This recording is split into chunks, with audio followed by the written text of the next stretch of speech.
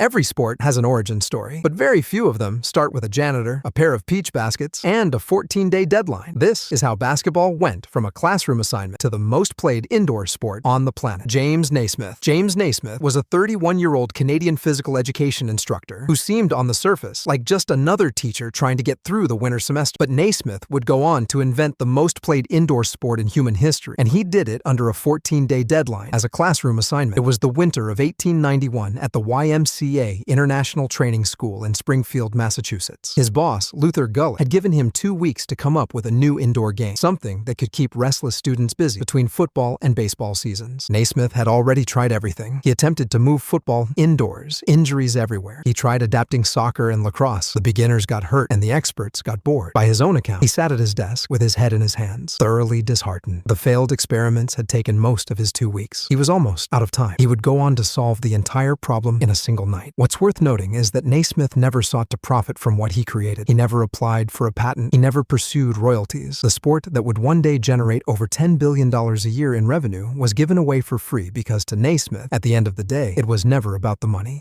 It was about the students. The 13 rules. Naismith would sit down and methodically think through every team game he had ever played, searching for the specific elements that made them dangerous indoors. His first conclusion was that all team games used a ball, so the new game would too. His second was that running with the ball caused tackling, and tackling caused the injuries he was trying to avoid. So in the new game, you could not run with the ball. Problem solved. The scoring goal was trickier. If he placed it on the floor or at eye level, players would simply surround it and block every attempt. He remembered a childhood stone-tossing game called Duck on a Rock, where the objective was to lob stones in an arc rather than throw them straight. Also, he placed the goal above the players' heads, 10 feet above the floor, where it could not be physically blocked. He asked the school janitor for 2 boxes. The janitor brought peach baskets instead. Naismith nailed them to the balcony railing at each end of the gym, posted 13 rules on the bulletin board, and the game was ready. Perhaps the most remarkable part is that the baskets had closed bottoms. Every single time someone scored, the game had to stop completely while the janitor climbed a ladder to retrieve the ball. This went on for years before someone thought to cut out the bottom. The first game. On December 21st, 1891, Naismith divided his class of 18 students into 2 teams of 9, handed them a soccer ball, and pointed at the peach baskets. The class was not impressed. One student, Frank Mon, looked at the setup and said, "I'm simply harumph. Another new game." Naismith threw the ball up for the first tip-off in basketball history. What followed was less a sporting contest and more a controlled riot. The final score was 1-0. William Chase scored the only basket of the entire game, and it remains the first point ever recorded in basketball history. And if you're enjoying this kind of breakdown, make sure you subscribe. We cover the origins of some of the biggest things in sports, culture, and history every single week. The game that nearly ended on its very first day, played by over 450 million people across the world. The spread. Naismith students would go on to become teachers and coaches themselves, and wherever they went, they took the game with them. Within weeks of that first match, Naismith published the 13 rules in the school magazine, The Triangle, and those rules were shared through every YMCA chapter in the country almost immediately. The spread was remarkable. Unlike today, where a new game can reach millions of people through a single video, basketball spread purely through human contact, one instructor teaching one class at a time, city by city, gymnasium by gymnasium. Within months, it had moved from Springfield to Boston, New York, and Chicago. Within a year, sect YMCA missionaries had carried it to India, France, China, and Brazil. By 1895, the first intercollegiate game had been played between Hamline University and Minnesota A&M. By 1896, the 5-on-5 format that defines the game today was established, when the University of Chicago defeated the University of Iowa in what is considered the first modern intercollegiate match. The first public game of basketball, played on March 12, 1892, drew around 200 spectators who had never seen or heard of the sport. The students beat the instructors 5-1. A game that had existed for less than 3 months already had a crowd. A game invented for 18 board students in a Massachusetts winter had reached 4 continents before its inventor had turned 35. Senda Berenson. On the surface, Senda Berenson was a physical education teacher at Smith College in Massachusetts, simply trying to keep her students healthy during the winter months. But Berenson would go on to introduce basketball to women just 1 year after Naismith invented it. And in doing so, she would spend the next several decades fighting to keep the authorities from destroying what she had built.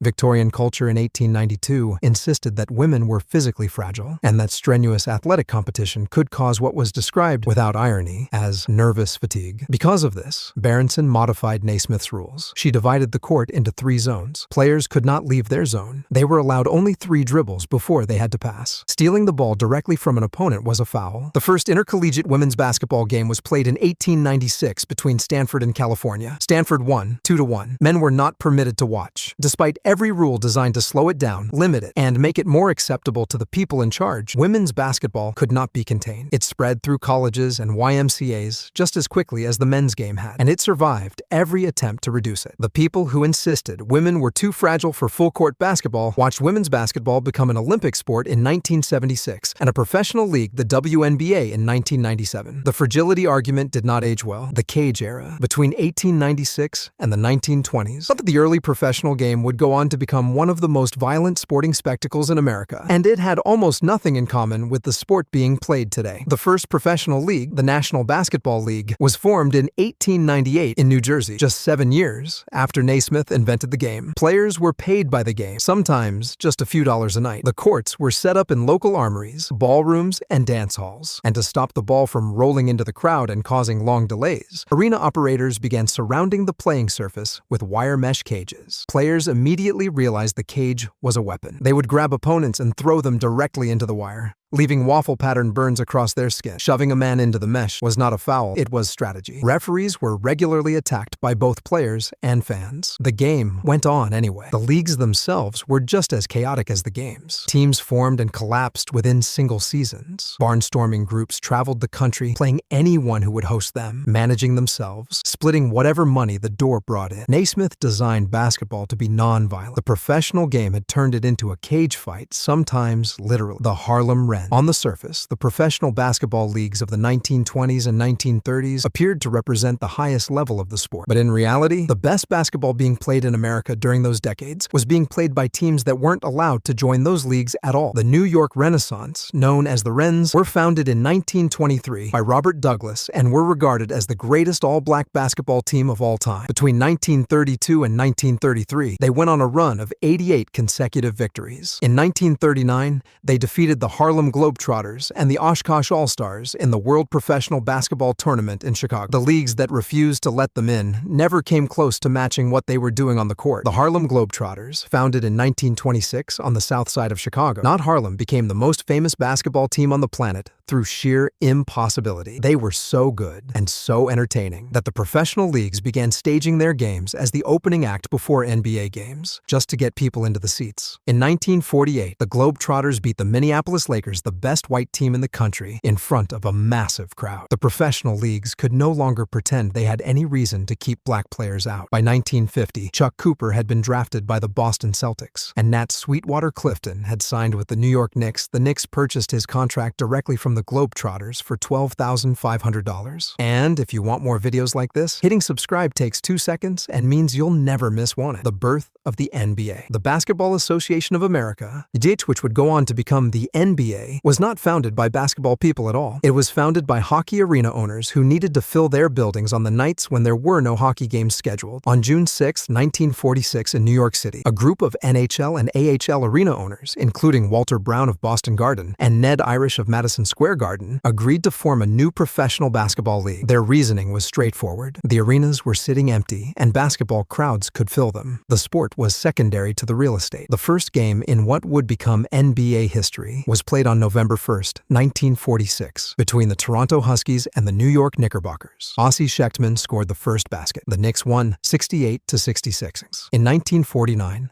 after a costly feud between rival leagues, the BAA merged with the National Basketball League to form the National Basketball Association. The new league began with 17 teams. 4 of them folded almost immediately. George Mikan of the Minneapolis Lakers then went on to become the NBA's first true superstar, so dominant in the paint that the league widened the lane from 6 feet to 12 feet, specifically to slow him down. His team won 5 championships in the first 6 years of the league's existence. The league, that a group of hockey promoters had cobbled together to fill empty buildings buildings on slow nights, would eventually become the second wealthiest professional sports league in the world, the shot clock. In the early 1950s, teams would go on to discover that the single most effective strategy in professional basketball was to simply not play. With no rule limiting how long a team could hold the ball, a team with a lead could drain entire quarters without attempting a shot. Fans sat in near silence, watching players pass the ball back and forth indefinitely. Attendance collapsed. On November 22, 1950, the Fort Wayne Pistons played the Minneapolis Lakers, two of the better teams in the league,